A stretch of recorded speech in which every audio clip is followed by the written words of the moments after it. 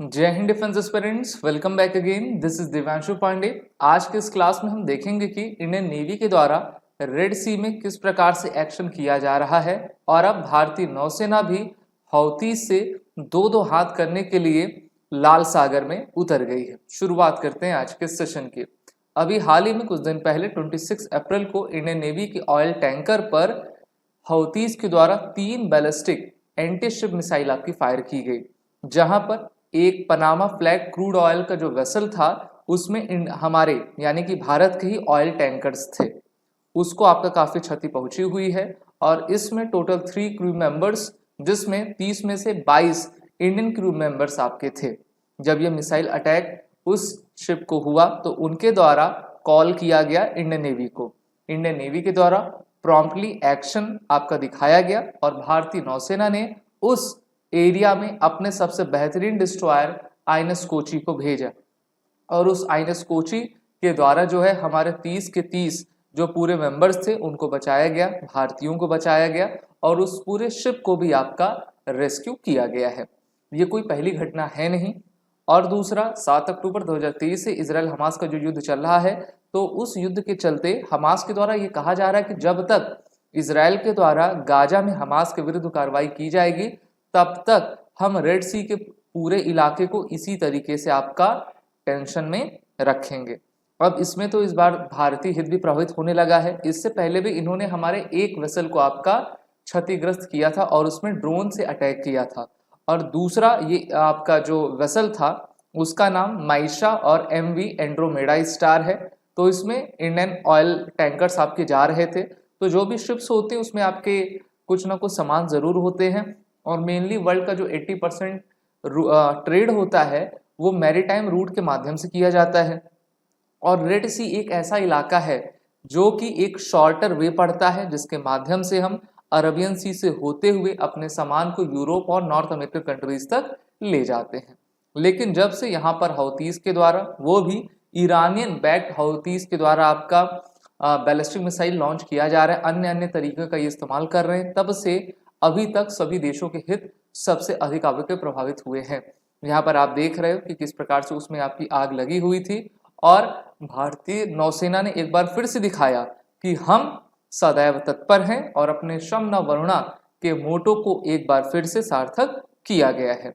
वहां पर America, UK और भी अदर नेशंस की नेवीज आपकी तैनात रहती हैं कि किस प्रकार से अगर हौतीस के द्वारा अटैक किया जाता है तो उसको हम डिस्ट्रॉय कर सके। अभी हौतीस ने कल ही अमेरिका के MQ-9 प्रेडेटर ड्रोन को भी वहां पे आपका शूट डाउन कर दिया है। तो अमेरिका को भी काफी आपका हम कह सकते हैं कि नुकसान उठाना पड़ रहा है। जब हमारी आईएनएस कोची वहां पर गई तो इंडियन नेवी के द्वारा एक्सप्लोजिव ऑर्डिनेंस डिस्पोजल की टीम भी आपका तैनात किया गया था, जिससे कि हम रेसिडुअल रिस्क असेसमेंट को आपका कैरी कर सकें और जिस भी प्रकार के आपका एक्शन लेना हो भारतीय नौसेना इसको कर पाए।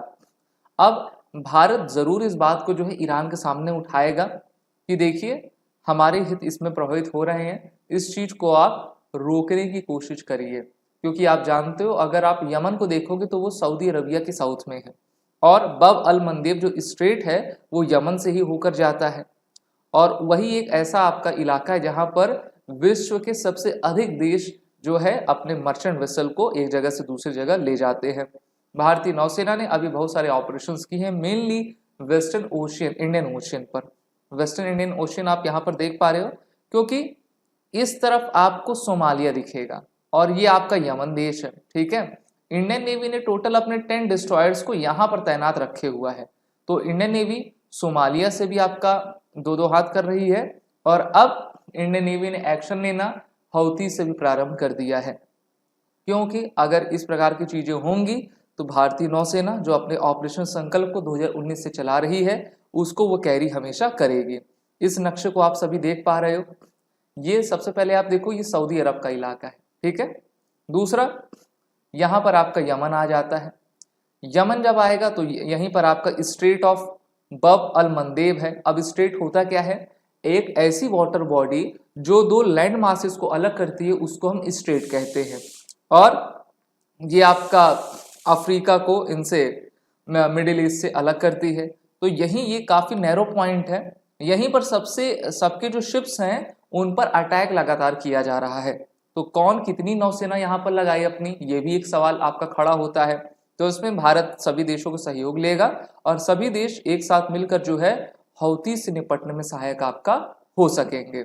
अभी हाल ही में 28 अप्रैल को भारतीय कोस्ट गार्ड के द्वारा, भारतीय तटरक्षक बल के द्वारा पाकिस्तान के शिप को कैप्चर किया गया, क्योंकि ये आपके 86 किलोग्राम नारकोटिक्स ड्रग्स जिसकी वर्थ लगभग 600 करोड़ रुपए है वो भारत की तरफ ले आ रहे थे। उसमें लगभग 14 आपके लोग शामिल थे, तो भारत ने उनको भी पकड़ा हुआ है। तो मैरीटाइम सिक्योरिटी काफी क्रूशियल है, इंपॉर्टेंट है, क्योंकि हमको खुद को भी आपका सुरक्षित करना है और हमारी जिम्मेदारी पूरे इंडियन ओशन पर भी है। इसीलिए इंडियन ओशन का नाम भारत के नाम पर पड़ा हुआ है। अगर आपको वीडियो अच्छी लगी हो तो लाइक शेयर जरूर करें। साथ ही साथ एसएसबी क्रैक एग्जाम के इंटरव्यू और रिटन कोर्सेज में एनरोल होकर अपने आने वाले एग्जाम की तैयारी कर लें। वो रिटन कोड का यूज करें जिससे कि आपको हमारे कोर्सेज में 10% का फ्लैट डिस्काउंट मिले। जय हिंद। अगर आप एक डिफेंस एस्पिरेंट हैं और SSB interview, NDA, CDS, AFCAT जैसे एग्जाम्स के लिए प्रिपेयर कर रहे हैं तो आप एसएसबी क्रैक एग्जाम्स के कोर्स को चेक करना ना भूलें। आप हमारी लर्निंग एप्लीकेशन को गूगल प्ले स्टोर से भी डाउनलोड कर सकते हैं।